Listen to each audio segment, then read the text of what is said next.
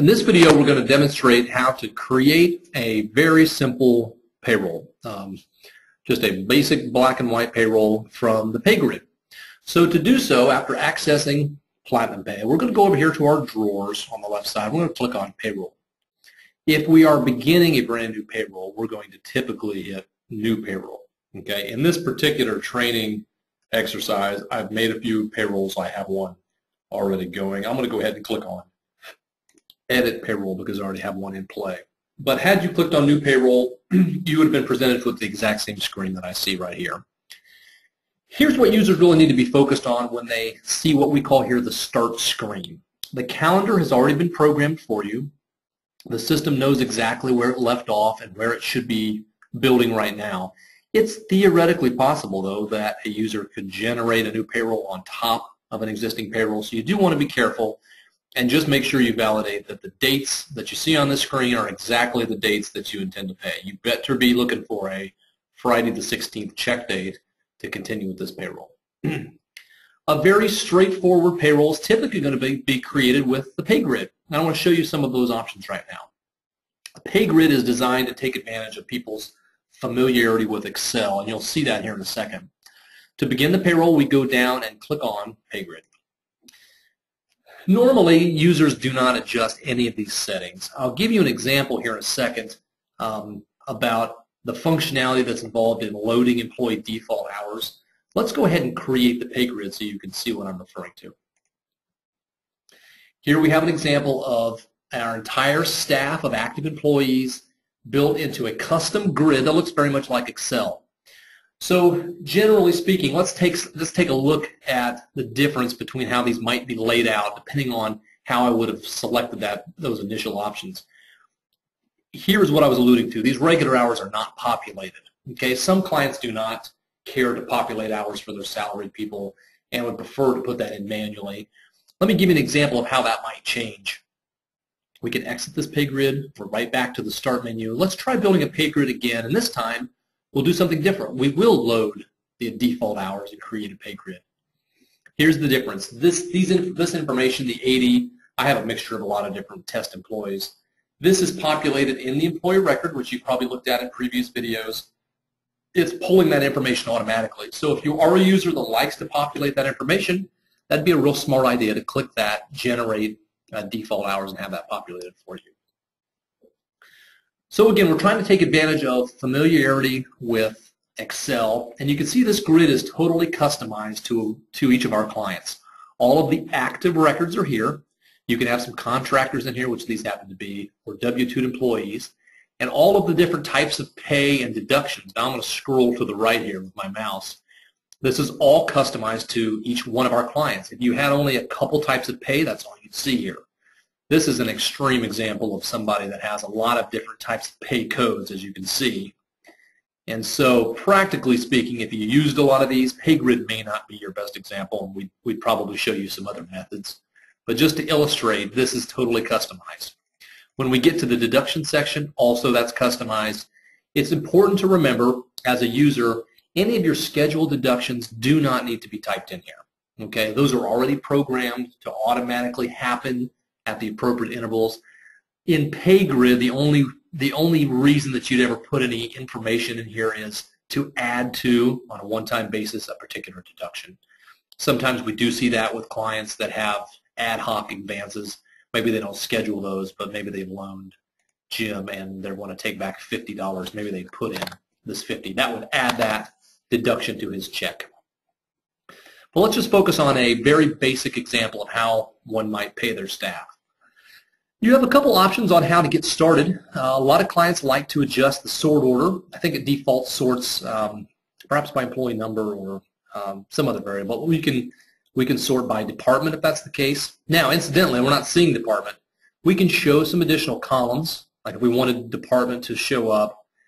Division, occasionally clients will have multiple divisions. We do have some clients that use aggressive job costing. That might be an example of when you'd want that column to show.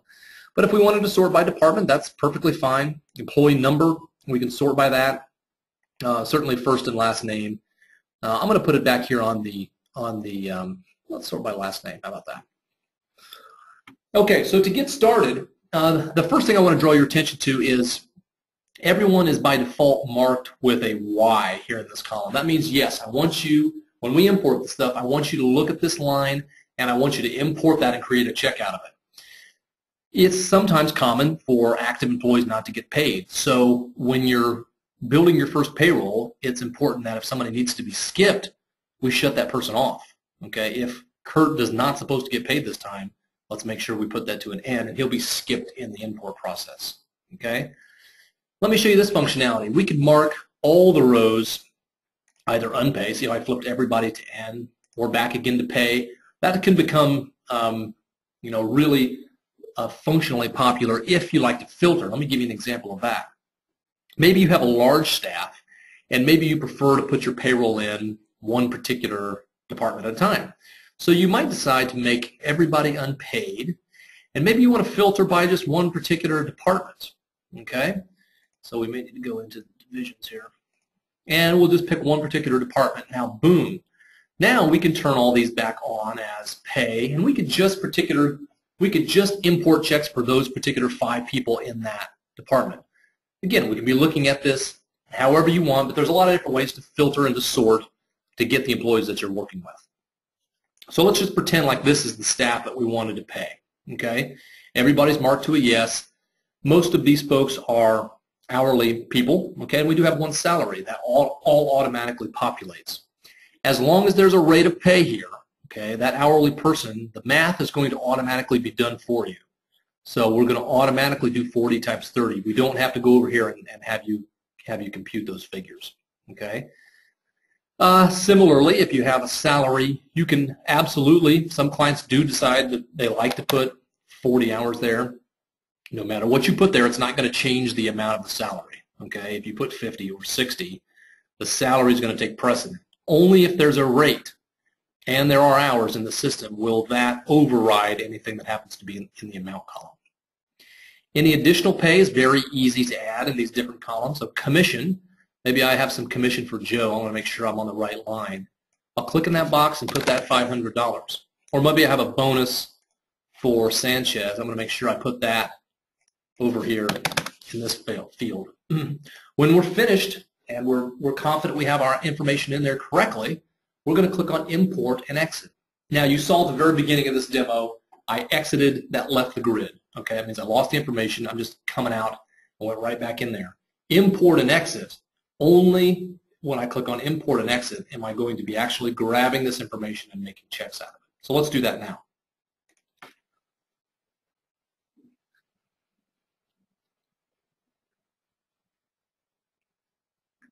When the system has processed that information, it's going to add up all the hours and give you some preliminary totals.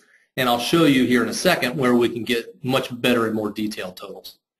We'll click on Exit. That will take us back to the Start menu.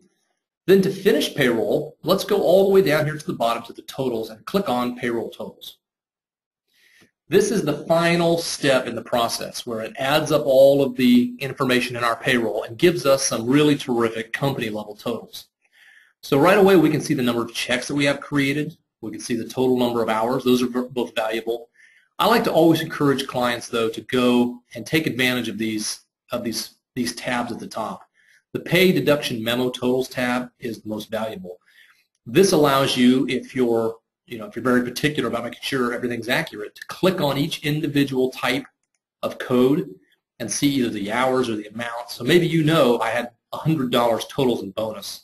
Or maybe I know I need to have $500. That can be very popular, okay? If you're a large restaurant, you might want to balance to your tips. This gives you the ability to balance to whatever the source information you keyed from was, okay, to really make sure that your totals are going to be in balance. If you're larger and have things chopped up into different divisions or departments, this gives you the ability to look at hours on a departmental basis, okay? I think in this example, remember we just did Department 4. When you're completely done, the payroll totals, you want to scan all this information. There are a lot of important information here. Bank deposit, it would be chief among them. This is the amount of cash required to cover payroll. And in other videos and other solutions online, we break that down into very specific detail about how that's calculated. But as you get comfortable with those numbers, here's where you can audit all that information You see all that information online. And remember, you're working on a web-based product. These checks, you're on our servers. Okay, these checks aren't going anywhere. The information is not going to get lost. That's the great thing about it. If you're not finished, you absolutely can hit save and exit. Okay, go back and do some more work, come back in, edit the payroll, and then from that main payroll started screen, click on payroll totals again. That brings you right back here. But only when at the very end of the process you click on the submit button, okay, are you officially done. That's going to instantly notify our office that the payroll is finished. It will lock you out and not let you make any more changes. We'll pull the payroll online and begin our auditing process, production, packaging, etc. That's pretty much it for a very simple, straightforward payroll.